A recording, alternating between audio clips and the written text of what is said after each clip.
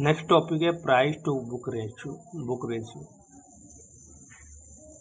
Price to book ratio ये एक valuation matrix है जिसका यूज करके हम किसी भी कंपनी की वैल्यूएशन का आकलन कर सकते हैं।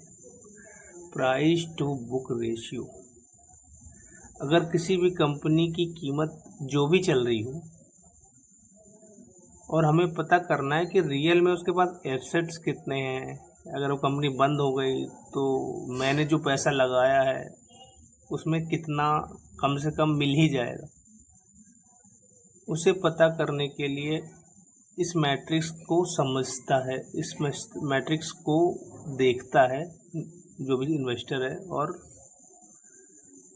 इस आधार पे डिसीजन लेता है। तो प्राइस टू बुक रेशियो जो financial matrix to compare a company market value to its book value.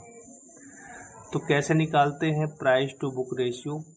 इसका फार्मूला है मार्केट प्राइस, अभी मार्केट में क्या प्राइस चल रहा है उस शेयर का, और बुक वैल्यू पर शेयर। एग्जाम्पल से देखते हैं, मान लो किसी भी शेयर का प्राइस 1000 रुपये चल रहा है और उसकी बुक वैल्यू है 10,000 रुपये पर शेयर। तो जब हम इसको इससे डिवाइड करेंगे 1000 को 10,000 से, तो उसका जो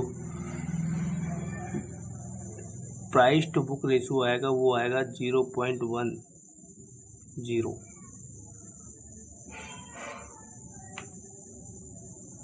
तो ज़्यादातर ये जो मैट्रिक्स है, ये मैट्रिक्स को अदर कंपनी से अगर हम या हिस्टोरिकल डाटा से देखेंगे तो ज़्यादातर प्राइस टू बुक रेशियो अगर 3 या उससे ज़्यादा है तो उसका प्राइस टू बुक रेशियो या पीबी हाई माना जाता है, मतलब ये कंपनी की वैल्यूएशन बहुत ज़्यादा है। अगर 0 to 1 अगर नॉर्मल 1 to 3 नॉर्मल माना जाता है कि अगर 1 से 3 के बीच में पीवी रेशियो है, प्राइस टू बुक रेशियो है, तो वो सामान्य है, ठीक है उसकी valuation compare to book ratio, compare to book value के आधार पर कंपेयर किया गया। लो अगर 1 से भी नीचे है तो ये लो माना जाता है, अट्रैक्टिव वैल्यूएशन है, इसके एसेट्स की वैल्यू इतनी है।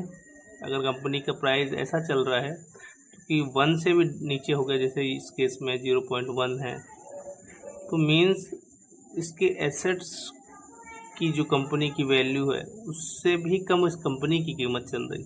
तो फ्यूचर में अगर कंपनी अच्छा करती है तो उसकी मार्केट वैल्यू भी बढ़ेगी।